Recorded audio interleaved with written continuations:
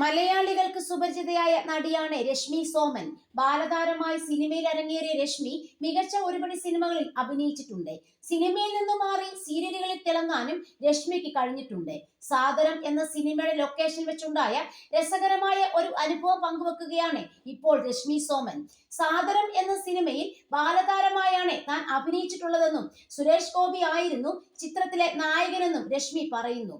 ഒരു പാട്ടു scene ആനപ്പുറത്തായിരുന്നു shoot ചെയ്തതെന്നും സുരേഷ് ഗോപിയും താനും ഡബ്ബിംഗ് ആർട്ടിസ്റ്റ് ദേവിയും ആനപ്പുറത്ത് ഇരുന്നെന്നും രശ്മി പറഞ്ഞു.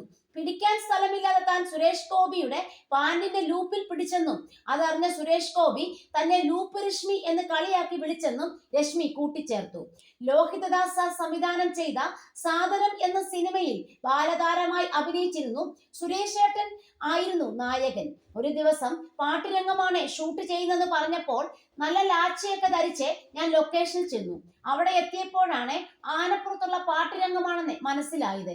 ലാച്ചയൊക്കെ ഇട്ട് സുരേഷ് ഏട്ടനോടൊപ്പം ഞാനും ഇപ്പോഴത്തെ ഡബ്ബിംഗ് ആർട്ടിസ്റ്റ് ദേവിയും വിശാലും ആനപ്പുറത്തെ വലിഞ്ഞു കയറി. പേടികൊണ്ട് എന്താണ് ചെയ്യേണ്ടതെന്ന് എനിക്ക് മനസ്സിലായില്ല. ആനപ്പുറത്തിരിക്കുമ്പോൾ വീഴാതിരിക്കാൻ എവിടെ പിടിക്കണമെന്നും അറിയില്ല.